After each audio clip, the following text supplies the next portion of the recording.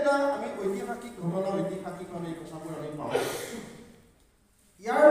পিছতে যেতিয়া তেওঁ ৰাজসিংহাসনত নিজক উপস্থাপন কৰিলে ৰাজসিংহাসনত যেতিয়া আমাৰ নৰনাৰায়ণ ৰাজসিংহাসনত যেতিয়া ক্ষমতাত তেওঁ যেতিয়া বহোৱা হ'ল সেনাপতি হিচাপে যেতিয়া চিলাৰায়ক দায়িত্ব অৰ্পণ কৰা হ'ল তেওঁ মন মেলিলে যে পিতৃৰ ৰাজ্যখন বিস্তাৰ কৰিব লাগে পিতৃৰ ৰাজ্যখন বহলাব লাগে সেইকাৰণে তেওঁ আমাৰ চিলাৰায়ক সেই সেনাপতি দায়িত্ব অৰ্পণ কৰিছিল চিলাৰায়ক এইকাৰণে চিলাৰায় বুলি কোৱা হৈছিল তেওঁ চিলাৰ দৰে চুম আৰু যুদ্ধ কৰিব জানিছিল খুব তাৎক্ষণিকভাৱে তেওঁ অস্ত্ৰ চলাব জানিছিল ঘোঁৰা চলাব জানিছিল তেওঁ নৌ যুদ্ধটো পাহৰি আছিল স্থল যুদ্ধটো পাহৰি আছিল তেওঁ গেৰিলা যুদ্ধটো পাহৰি সেইকাৰণে কোৱা হয় তেওঁ গেৰিলা যুদ্ধৰ প্ৰৱৰ্তক নৌ যুদ্ধৰ প্ৰৱৰ্তক আৰু তেওঁ এজন পাকৈত সেনা আছিল যাক চিলাৰ দৰে তেওঁ তাৎক্ষণিকভাৱে চুম মাৰি যুদ্ধ কৰিব জানিছিল বা অস্ত্ৰ চলাব জানিছিল কাৰণে তেওঁ চিলাৰায় বুলি কোৱা হৈছিল যে এই যিজন মহান বীৰ এই বীৰজনে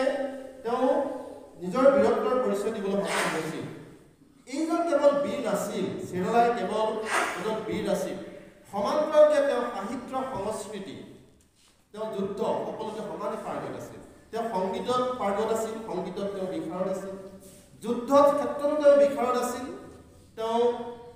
সাহিত্যৰ ক্ষেত্ৰতো তেওঁ বিশাৰদ আছিল সাহিত্য সংগীত যুদ্ধ তেওঁ সমানে চলাই গৈছে এহাতে যেনেকৈ তেওঁ তৰোৱাল চলাব জানিছিল আনহাতে সমান্তৰালকে তেওঁ উন্নত মানদণ্ডৰ সাহিত্যৰ সৃষ্টিৰ বাবে কলম হাতত তুলি লৈছিল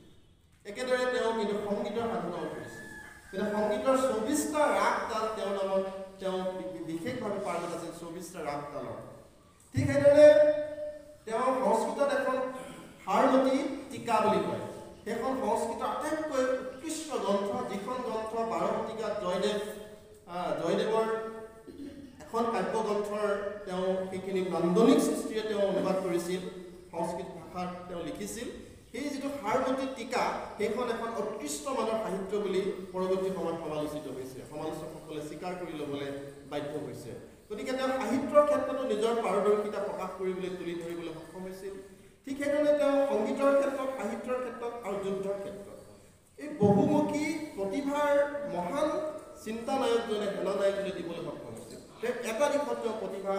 বা দক্ষতা তুলি ধৰিবলৈ সক্ষম হোৱা নাছিল এই যে প্ৰতিভাবোৰ তেওঁ তুলি ধৰিব পাৰিছিল তেওঁ এজন দূৰদৰ্শী মনৰ আৰু উদাৰ দূৰদৰ্শী আৰু ধাৰ্মিক মনৰ ব্যক্তি আছিল তেওঁ খুব উদাৰ দূৰদৰ্শী আৰু ধাৰ্মিক মনৰ ব্যক্তি আছিলে তেওঁ কোনো জাতি জনগোষ্ঠীক তেওঁ বেয়া দৃষ্টিৰে বা জাতি জনগোষ্ঠীক তেওঁ ক্ষতি কৰাৰ কথা কেতিয়াও ভবা নাছিল যদিও তেওঁ আক্ৰমণ কৰি ইখনৰ পিছত সিখন ৰাজ্য দখল কৰিছিল কিন্তু সেই আক্ৰমণকাৰী দেশবিলাকক আক্ৰমণকাৰী ৰাজ্যবিলাকৰ জনসাধাৰণৰ ওপৰত তেওঁ কেতিয়াও লুটপাট চলোৱা নাছিল কেতিয়াও আক্ৰমণ চলোৱা নাছিল তেতিয়া তেওঁলোকক ক্ষতি কৰা নাছিল যে যদিও কোৱা হয় যে আহোম ৰাজ্যক তেওঁ ১৫৬৩ খ্ৰীষ্টাব্দত আহোম ৰাজ্যক পৰাস্ত কৰিছিল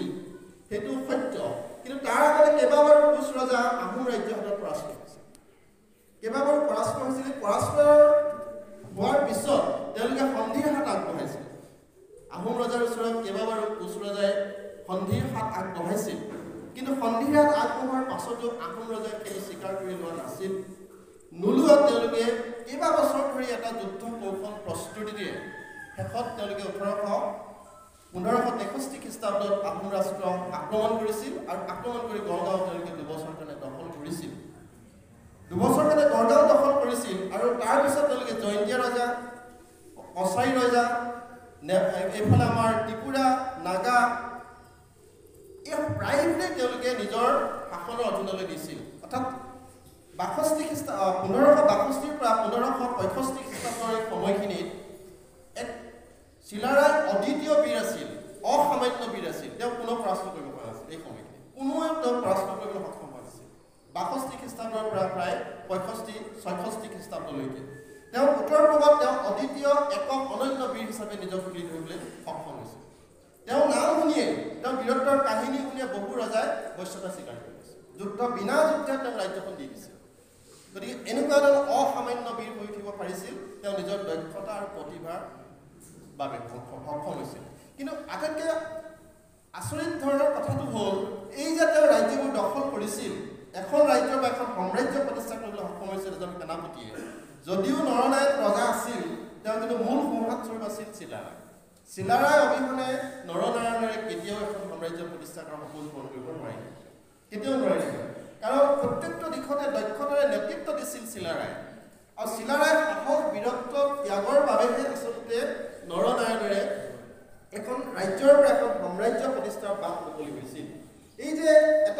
বিশেষ সময়ত তেওঁ অপ্ৰতিদ্বন্দ্বী হৈ উঠিছিল, তেওঁ কোনেও পৰাস্ত কৰিব নোৱাৰিছিল। সেই বীৰত্বখিনিৰ বাবেই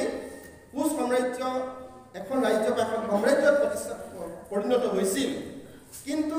সাম্ৰাজ্যত পৰিণত হোৱাৰ পাছতো তেওঁ কিন্তু কোনো চুবুৰীয়া ৰাজ্যক অত্যাচাৰ কৰা নাছিল। বৰঞ্চ যিখন ৰাজ্যক তেওঁ আক্ৰমণ কৰে বা আক্ৰমণ কৰি নিজৰ বৈশ্যতা স্বীকাৰ কৰিবলৈ বাধ্য কৰে, সেই ৰাজ্যখনত বৈশ্যতা স্বীকাৰ কৰাৰ পিছত যিজন কৰতলীয়া ৰজা হয়, সেই কৰতলীয়া ৰজাজনৰ লগত লাগি সেই ৰাজ্যখনৰ উন্নয়নৰ কাৰণে কাম কৰে। সেই ৰাজ্যখনত তেওঁ মঠ মন্দিৰ নিৰ্মাণ কৰি দিয়ে, সেই ৰাজ্যখনৰ ৰাস্তা পদূলি নিৰ্মাণ কৰি দিয়ে, সেই ৰাজ্যখনত পুখুৰী দৌল দেৱালয় নিৰ্মাণ কৰি দিয়ে। যিখিনি উন্নয়নমূলক কামে এখন ৰাজ্যক আগুৱাই নিয়ে, সেই কামখিনি সেই ৰাজ্যখনত কৰাৰ পিছত সেই ৰাজ্যখনক কৰতলীয়া ৰজাখনক ৰাজভাৰ চমজাই তেওঁ পুনৰ আকৌ নিজৰ ৰাজ্যলৈ ঘূৰি যায়। এনে এজন ৰজা আছিল, অৰ্থাৎ কাকো তেওঁ কেতিয়াও অত্যাচাৰ কৰি নিজৰ ৰাজ্য বিস্তাৰৰ কথা ভবা নাছিল। এই উদাৰ মনৰ এই যিজন মহাবীৰ বুলি আমি যাক স্বীকাৰ কৰি লৈছোঁ, যিজন উদাৰ আৰু দূৰদৰ্শী মনৰ আছিল, বিশ্ব ইতিহাস প্ৰণেতা, বিশ্ব ইতিহাসৰ অধ্যয়ন কৰোঁতা, পৃথিৱী বিখ্যাত ব্ৰিটিছ ইতিহাসবিদ আৰ্নল্ড টুৱেইনবিয়ে কৈছে যে পৃথিৱীত আজিলৈকে জন্মগ্ৰহণ কৰা 3জন মহাবীৰৰ নাম তেওঁ এখন তালিকা প্ৰস্তুত কৰিছে। এই মহাবীৰৰ তালিকাসকলৰ ভিতৰত আৰ্নল্ড টুৱেইনবিয়ে প্ৰথম স্থান দিছে আমাৰ চিলাৰে, প্ৰথম স্থান দিছে। তাৰপিছত দ্বিতীয় স্থান দিছে তেওঁ শিৱাজী, তৃতীয় স্থানহে দিছে আমাৰ নেপোলিয়ন বোনাপাৰ্ট। ফ্ৰান্সৰ নেপোলিয়ন বোনাপাৰ্টে 18 শতিকাৰ ফ্ৰান্সৰ নেপোলিয়ন বোনাপাৰ্টে তৃতীয় স্থান লাভ কৰিছে। দ্বিতীয় স্থান লাভ কৰিছে 17 শতিকাৰ আমাৰ শিৱাজী ভাৰতবৰ্ষৰ, আৰু প্ৰথম স্থান লাভ কৰিছে 16 শতিকাৰ চিলাৰে। যে এই ক্ষেত্ৰত টুৱেইনবিৰ যিটো বিশ্লেষণ, যিখন তেওঁ ৱৰ্ল্ড হিষ্ট্ৰীৰ যিটো তেওঁ বিশ্বৰ বুৰঞ্জীৰ অধ্যয়ন কৰি তেওঁ যিটো ব্যাখ্যা আগবঢ়াইছে, তাক কোনো ইতিহাসবিদে প্ৰশ্ন উঠোৱা নাই। কেতিয়াও আলেকজেণ্ডাৰ সম্পৰ্কে কুৱেশ্যন কৰা নাই, কেতিয়াও আকবৰৰ সম্পৰ্কে কুৱেশ্যন কৰা নাই, কেতিয়াও অশোকৰ সম্পৰ্কে কুৱেশ্যন কৰা নাই। তেওঁলোকে স্বীকাৰ কৰি লৈছে যে পৃথিৱীৰ শ্ৰেষ্ঠ বীৰসকলৰ ভিতৰত, আজিলৈকে জন্মগ্ৰহণ কৰা শ্ৰেষ্ঠ বীৰসকলৰ ভিতৰত চিলাৰায় অন্যতম। এইকাৰণে কৈছে তেওঁৰ যিটো যুদ্ধৰ কৌশল, তেওঁৰ যিটো যুদ্ধৰ তৰিকা, তেওঁৰ যিটো যুদ্ধৰ আদৰ্শ, তেওঁৰ যিটো বীৰত্ব, ব্যক্তিত্ব, এইখিনিক অতুলনীয় বুলি কৈছে, ইয়াক তুলনাবিহীন বুলি কৈছে। আৰু এনে এজন বীৰ, যিজন ব্যক্তিৰ পৃথিৱীৰ শ্ৰেষ্ঠ আজিলৈকে জন্মগ্ৰহণ কৰা 3জন বীৰৰ ভিতৰত এজন, নিশ্চিতভাৱে অসমীয়া জাতি সৌভাগ্যৰ পাত্ৰ। আমি সৌভাগ্যৰ পাত্ৰ। আৰু এই বীৰজনৰ বিষয়ে আমি কিমান জানো আৰু কিমানে জানিবৰ কাৰণে আগ্ৰহ প্ৰকাশ কৰোঁ। যিজন বীৰক ব্ৰিটিছ ঐতিহাসিকবিদে কৈছে যে পৃথিৱীৰ ভিতৰতে তেওঁ এজন শ্ৰেষ্ঠ বীৰ আজিলৈকে জন্মগ্ৰহণ কৰা। গতিকে এনেকুৱা ধৰণৰ ইতিহাসেৰে সমৃদ্ধ এটা জাতি আমি, এনেকুৱা ধৰণৰ ইতিহাসেৰে ভৰপূৰ এটা জাতি, যিটো ইতিহাসত আমাৰ বীৰ বীৰাংগনা কাহিনীৰে উপস্থিত আছে, আৰু সেইসকলৰ কাহিনী আৰু আদৰ্শৰে আচলতে আমি জাতিটো আগবঢ়াই লৈ যাব লাগিব। দ্বিতীয় কথাটো হৈছে যে তেওঁ সাহিত্য, সংস্কৃতি, সংগীত, যুদ্ধ সকলো ক্ষেত্ৰতে সমানে যিটো পাৰদৰ্শী আছিল, আটাইতকৈ অসমীয়া জাতিৰ কাৰণে তেওঁ আটাইতকৈ বৰঙণিত আছিল যে এটা বৃহৎ অসমীয়া জাতিক প্ৰতিষ্ঠা কৰাৰ ক্ষেত্ৰত চুকাফাৰ যিটো আদৰ্শ আছিল, একেধৰণৰ আদৰ্শ আছিল আমাৰ চিলাৰায়। কাৰণ তেওঁ সকলো জাতি জনগোষ্ঠীক লৈ এটা বৃহৎ অসমীয়া জাতি প্ৰতিষ্ঠা কৰাৰ সপোন দেখিছিল। তেওঁ কেতিয়াও কোচ ৰাজবংশী বুলি আমি বিশ্লেষণ কৰিব নহয়। বৃহৎ অসমীয়া জাতিৰ এটা চিন্তাধাৰা, অসমীয়া জাতিৰ এটা ভাৱধাৰা তেওঁ গুৱাই দিবৰ কাৰণে প্ৰয়াস কৰিছিল, আৰু সেইখিনি অসমীয়া জাতিক তেওঁ সেইধৰণে এটা প্ৰতিষ্ঠা কৰাৰ বাট তেওঁ ৰচনা কৰিছিল। আটাইতকৈ ডাঙৰ অৱদানটো অসমীয়া জাতিৰ কাৰণে শংকৰদেৱক লৈ। যদি আমি জানো বিভিন্ন কাৰণত শাক্তসকলৰ অত্যাচাৰত, ব্ৰাহ্মণসকলৰ পৰৱৰ্তী সময়ত কুচক্ৰান্তত, আৰু পৰৱৰ্তী সময়ত তেওঁ ৰজাৰ কুপদৃষ্টি তেওঁৰ ওপৰত পৰিছিল, যে আহোম ৰজাৰ কুদৃষ্টিত তেওঁ অপ্ৰিয় হলেও সত্য যে তেওঁ ৰাজ্য এৰি যাবলৈ বাধ্য হৈছিল। যদি কিবা কাৰণত সেই সময়ত যদি তেওঁ কোচবিহাৰত বা সেই সময়ত যদি কমতাপুৰ ৰাজ্যত বা চিলাৰায় যদি আশ্ৰয় নিদিলেহেঁতেন, তেতিয়াহ'লে হয়তো তেওঁ বিহাৰলৈ যাব লগা হ'ল, তেতিয়াহ'লে হয়তো তেওঁ অন্য এখন ৰাজ্যলৈ যাব লগা হ'ল, তেতিয়াহ'লে হয়তো তেওঁ আমাৰ বেলেগ বংগদেশলৈ যাব লগা হ'লহেঁতেন। তেতিয়া হয়তো অসমীয়া জাতিয়ে শংকৰদেৱক লৈ আজি যিটো গৰ্ব কৰোঁ, শংকৰদেৱক লৈ যিধৰণে আমি এটা জগত গুৰু বুলি যিধৰণে আমি অসমীয়া জাতিয়ে গদগদ হৈ থাকোঁ, আমি হয়তো বঞ্চিত হওঁ। নিশ্চিতভাৱে সেই ক্ষেত্ৰত আমি আমি অসমীয়া জাতিয়ে চিলা ৰাইজক এই কাৰণে কৃতজ্ঞ হ'ব লাগে, এই কাৰণে কৃতজ্ঞ হোৱা দৰকাৰ, বা এই কাৰণে ব্যক্তিজন প্ৰাতঃস্মৰণীয় ব্যক্তি বা প্ৰতিজন অসমীয়াই চিলাৰাৰ এই কৃতিত্ব, চিলাৰাৰ এই অৱদানক আমি প্ৰাধান্যতাক স্বীকাৰ কৰা এই কাৰণে প্ৰয়োজন যে আমাৰ শংকৰদেৱ, আমাৰ জগত গুৰুজনক সৃষ্টিৰ কাৰণে বাট কাটি দিছিল চিলাৰাই। চিলাৰাই যদি সেই আদৰ্শ নেদেখুৱালেহেঁতেন তেতিয়াহ'লে এইটোকে শংকৰদেৱক লাভ নকৰিলে। শংকৰদেৱৰ যিখিনি মহান সৃষ্টি, দশম স্কন্ধ ভাগৱত, দশম স্কন্ধৰ যিটো ভাগৱতৰ অনুবাদ গুণগলা, এইখিনি সৃষ্টি কৰিছিল তেওঁ কোচ ৰাজ্যত বা নৰনাৰায়ণৰ পৃষ্ঠপোষকতাত, চিলাৰায়ৰ পৃষ্ঠপোষকতাত। তেওঁ যিখিনি মহৎ সৃষ্টি, এই মহৎ সৃষ্টিৰ বেছিভাগেই সৃষ্টি হৈছিলে নৰনাৰায়ণৰ পৃষ্ঠপোষকতাৰ চিলাৰায়ৰ প্ৰাধান্যতা। যেতিয়া এই ক্ষেত্ৰত যদি আমি চাওঁ, প্ৰথমতে চিলাৰায় শিৱভক্ত আছিল আৰু সেইদৰে নৰনাৰায়ণৰ শিৱভক্ত আছিল। কিন্তু শংকৰদেৱৰ পাণ্ডিত্য, শংকৰদেৱৰ ব্যক্তিত্ব, শংকৰদেৱৰ যিটো এক সৰল নাম ধৰ্মৰ যিটো প্ৰভাৱ, সেই প্ৰভাৱত তেওঁ মুগ্ধ হৈ পৰৱৰ্তী সময়ত নৰনাৰায়ণে শংকৰদেৱৰ ওচৰত মূৰ ল'বলৈ বাধ্য হৈছিল, আঁঠু ল'বলৈ বাধ্য হৈছিল। এনে ব্যক্তিত্বশালী ব্যক্তিত্বৰে শংকৰদেৱে চিলাৰায় আৰু নৰনাৰায়ণক মুগ্ধ কৰিবলৈ সক্ষম হৈছিল। কিন্তু প্ৰথম অৱস্থাত যেতিয়া তেওঁ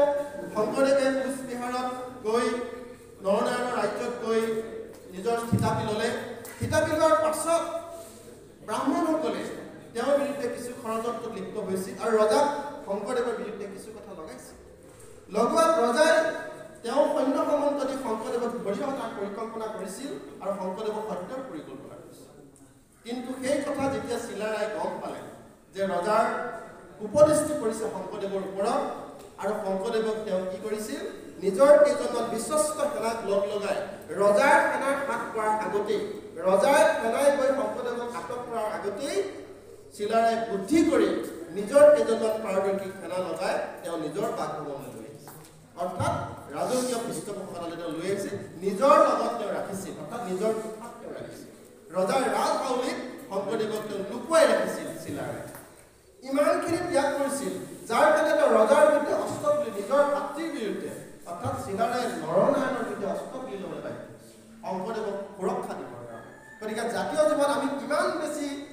বেছি আমি এইজন ব্যক্তিৰ ওচৰত আচলতে আমি কৃতজ্ঞ হোৱাৰ প্ৰয়োজন। গতিকে এই যে যিখিনি তেওঁ কৰিছিল, আৰু তেওঁ পৃষ্ঠপোষকতাত শংকৰদেৱক তেওঁ সাহিত্য কাৰ্য চলাই দিবৰ কাৰণে তেওঁ ৰাজকীয় পৃষ্ঠপোষকতা প্ৰদান কৰিছিল, আৰু চিলাৰায়ৰ উদ্যোগতে আচলতে নৰনাৰায়ণৰ ৰাজসভাত শংকৰদেৱে স্থান লাভ কৰিবলৈ সক্ষম হৈছিল।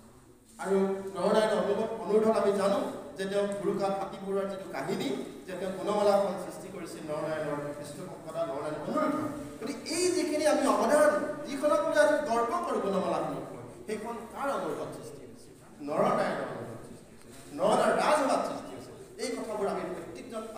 উঠি অহা প্ৰজন্মই আমি জানিব লাগে। ভাগৱতৰ দশম স্কন্ধ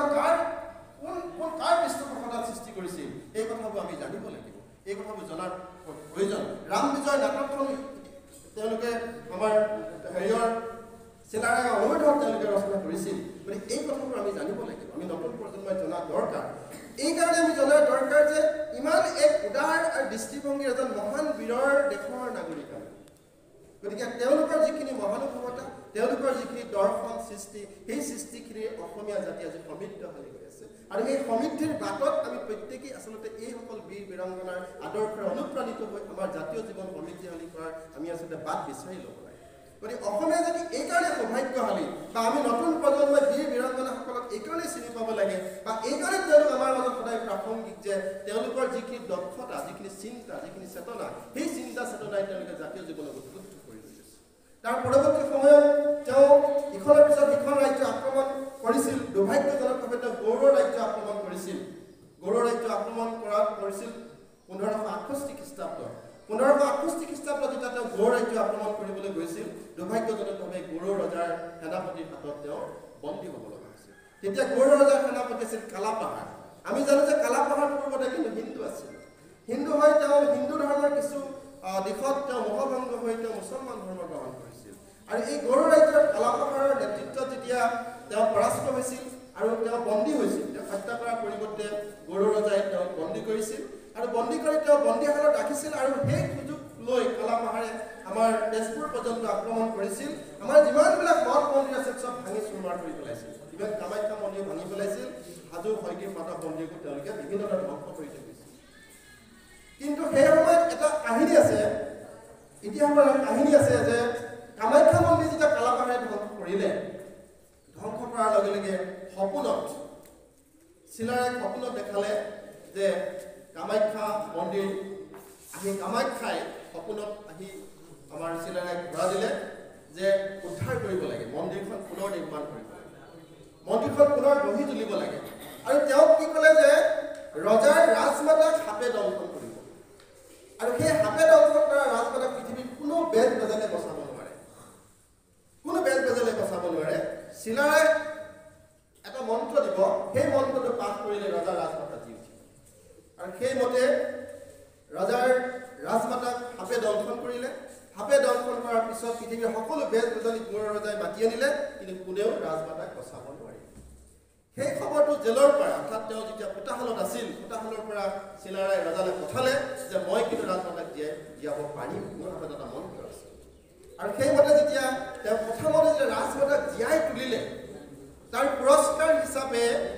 গৌৰ ৰজাৰ মাতৃয়ে তেওঁক পণ্ডিতৰ পৰা মুক্তি দিলে আৰু পণ্ডিতৰ পৰা মুক্তি দিয়াই নহয় তেওঁ বহুতো ধন সোণ উপহাৰ দিলে আৰু উত্তৰ অসমৰ বহু তেওঁ গৌৰ ৰাজ্যৰ অধীনত থকা কেইবাখন ৰাজ্য তেওঁক দিলে তাৰোপৰি তেওঁ গৌৰ ৰাজ্যৰ কন্যাকো তেওঁলৈ বিয়া হিচাপে পঠালে তাৰ পৰৱৰ্তী সময়ত যেতিয়া কালাপাহাৰে গোটেই যে ৰাজ্যবোৰ আমাৰ মঠ মন্দিৰবোৰ ধ্বংস কৰি থৈ গুচি গ'ল ধ্বংস হৈ যোৱাৰ পিছত পৰৱৰ্তী সময়ত আমাৰ চিলাৰায় যেতিয়া তেওঁ জেলৰ পৰা তেওঁ যেতিয়া বন্দীশালৰ পৰা মুক্তি হৈ ঘূৰি আহিলে ঘূৰি অহাৰ পিছত তেওঁ ৰজা নৰনাৰায়ণৰ সৈতে আলোচনা কৰি আমাৰ কামাখ্যা মন্দিৰ হজুৰ হয়গ্ৰীৱ মাধৱ মন্দিৰ পুনৰ নিৰ্মাণ কৰিছিল অৰ্থাৎ তেওঁ ধৰ্ম নিৰপেক্ষতাৰ পৰিচয় দিবলৈ সক্ষম হৈছিল তেওঁ বিভিন্ন ৰাজ্য দখল কৰাৰ পিছত বিভিন্ন ৰাজ্য আধিপত্য প্ৰতিষ্ঠা কৰাৰ পিছত যিমানবোৰ ধন সোণ লাভ কৰিছিল সেইবোৰ ধন সোণেৰে আমাৰ আৰাধ্য কামাখ্যা হাজো হয়গ্ৰীৱ মন্দিৰ বিভিন্ন মঠ মন্দিৰবিলাক তেওঁ পুনৰ নিৰ্মাণ কৰিছিল পুনৰ নিৰ্মাণ কৰি উঠিছিল অৰ্থাৎ এইজন যিজন বীৰ কেৱল তেওঁ বীৰ নাছিল জাতিৰ এটা আন্দোলন আছিল এটা সংস্কৃতিৰ আন্দোলন আছিল এটা সমন্বয় আন্দোলন আছিল এটা জাতীয় জীৱনৰ বিৰোধা ব্যক্তি আছিল যে তেওঁ সংস্কৃতি আন্দোলন বুলি এইকাৰণে কৈছিল যে তেওঁ সংগীতৰ সাধক সাহিত্যৰ সাধক আছিল তেওঁ এক আন্দোলন এক জাতীয় পৰিচয় বুলি এইকাৰণে কৈছিল তেওঁ জাতীয় জীৱনক সমৃদ্ধিশালী কৰিবৰ কাৰণে এক ধৰণৰ আন্দোলন ৰচনা কৰিছিল তেওঁক আমি সেইকাৰণে জাতীয় জীৱনৰ এক আন্দোলন হিচাপে অভিহিত কৰিব পাৰোঁ তেওঁক আমি এটা সংস্কৃতি আন্দোলন হিচাপে অভিহিত কৰিব পাৰোঁ কাৰণ উন্নয়নৰ তেওঁ এক ধৰণৰ প্ৰেক্ষাপট নিৰ্মাণ কৰিছিল জাতীয় জীৱনত উন্নয়নৰ বাট তেওঁ তৈয়াৰ কৰি দিছিল কাৰণ সকলো ৰাজ্যক তেওঁ উন্নয়নৰ কাৰণে কি ধৰণে তেওঁ প্ৰকৃতিপ্ৰেমী আছিল তেওঁ গছ গছনি ৰুবৰ কাৰণে মানুহক উদ্বুদ্ধ কৰিছিল সংগীত সাধনাৰ কাৰণে যেনেকৈ মানুহক উদ্বুদ্ধ কৰিছিল সাহিত্য সাধনাৰ কাৰণে যেনেকৈ উদ্বুদ্ধ কৰিছিল তেওঁ মানুহক প্ৰকৃতিৰ বিনন্দীয়া পৰিৱেশ ৰচনা কৰিবৰ কাৰণে মানুহক উদ্বুদ্ধ কৰিছিল সেইদৰে মঠ মন্দিৰবোৰ তেওঁ পুনৰ নিৰ্মাণ কৰি দিবৰ কাৰণে প্ৰয়াস আৰু প্ৰযত্ন কৰিছিল গতিকে এইজন মহান বীৰক আমি প্ৰত্যেকজন অসমীয়াই স্মৰণ কৰাৰ প্ৰয়োজন প্ৰতিজন অসমীয়াই এই বীৰজনৰ গৌৰৱ গাথাক আমি স্মৰণ কৰাৰ প্ৰয়োজন বীৰজনৰ গৌৰৱ গাথা পূৰণ কৰি জাতীয় জীৱনক আমি এইধৰণে আগুৱাই লৈ যোৱাৰ প্ৰয়োজন অৰ্থাৎ আমি আমাৰ জাতিটোৱে অন্তত এইসকল বীৰৰ আদৰ্শক আমি অনুসৰণ কৰা খুবেই দৰকাৰ কাৰণ আমাৰ জাতীয় জীৱনত আমাৰ নেতৃত্বই যদি এইসকল বীৰৰ আদৰ্শক গ্ৰহণ কৰে নিশ্চিতভাৱে অসমীয়া জাতিয়ে এক সমৃদ্ধিশালী বিশ্বমুখী জাতিলৈ পৰ্যবেক্ষিত হোৱাৰ বাট ৰচনা কৰিব পাৰিব আমি অসমীয়া জাতিয়ে তেতিয়াহে বিশ্বমুখী জাতিৰ বাট তৈয়াৰ কৰি ল'ব পাৰিম যেতিয়া এই বীৰ বীৰাংগনাসকলে দেখুৱাই যোৱা আদৰ্শৰ বাটেৰে আমি আমাক আগুৱাই লৈ যাবলৈ সক্ষম এই যে যিজন বিশ্ববীৰ বুলি ইতিহাসবিদসকলে বিশ্ব ইতিহাসবিদসকলে যিজনক বিশ্ববীৰ বুলি স্বীকাৰ কৰিলে স্বীকৃতি দিলে সেই বিশ্ববীৰজনক আমি কিমানজন অসমীয়াই ভালকৈ জানো এই কথাবোৰ কিন্তু আমি প্ৰশ্ন কৰিব এইজন কেতিয়াও এটা জনগোষ্ঠীৰ বীৰ নহয় কোনো এটা জাতিৰ বীৰ নহয় মোৰ দৃষ্টিৰে এজন অসমীয়া জাতিৰ বীৰ আমি যেনেকৈ লাচিত বৰফুকনক ভাল পাব লাগে আমি যেনেকৈ চুকাফাৰ আদৰ্শ লাচিত বৰফুকনক